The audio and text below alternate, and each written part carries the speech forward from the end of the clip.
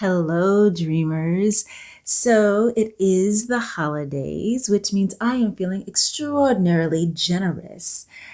Therefore, I am presenting you with a second bonus episode to season 2 of Not So Average with Shon Wilson, in which I share with you my favorite poem. I hope you like it. Is it poem or poem? Or poem? How do you say it? I think it just depends on my mood.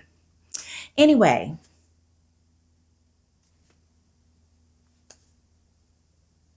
bye. No, don't go away. Watch the poem. Shit. So, my favorite poem might seem a little elementary, and that's because it is. It's been my favorite poem since I was 3 years old. In fact, it's the first thing that I ever memorized. It's called A Visit from St. Nicholas, also known as Twas the Night Before Christmas, by Clement Clark Brown. 'Twas the night before Christmas, when all through the house not a creature was stirring, not even a mouse. The stockings were hung by the chimney with care, in hopes that St. Nicholas soon would be there. The children were nestled, all snug in their beds, while visions of sugar plums danced in their heads, and Mamma in her kerchief and I in my cap had just settled down for a long winter's nap.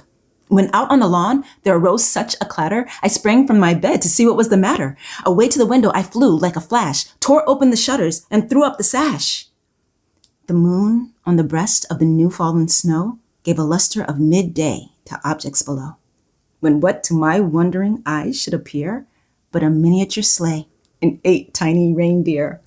With a little old driver so lively and quick, I knew in a moment it must be St. Nick. More rapid than eagles his courses they came, and he whistled and shouted and called them by name. Now Dasher, now Dancer, now Prancer, now Vixen, now Comet, now Cupid, now Donner, now Blitzen, to the top of the porch, to the top of the wall, now dash away all. As dry leaves before the wild hurricane fly, when they meet with an obstacle mount to the sky, so up to the housetop the coursers they flew, with a sleigh full of toys, and St. Nicholas too.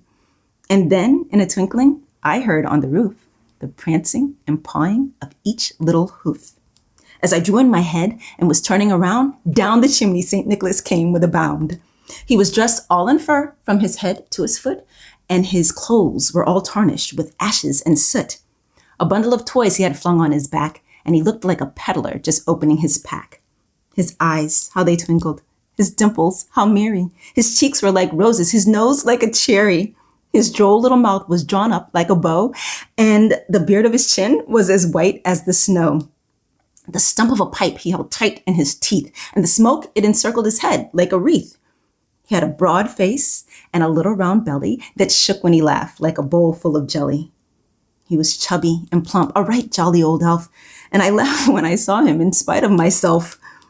A wink of his eye and a twist of his head soon gave me to know I had nothing to dread.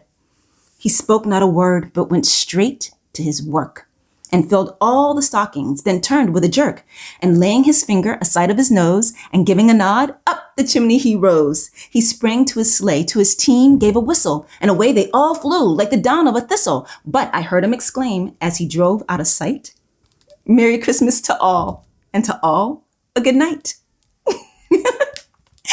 I love that poem. Okay, guys, Merry Christmas to you. And Happy New Year, too. Bye.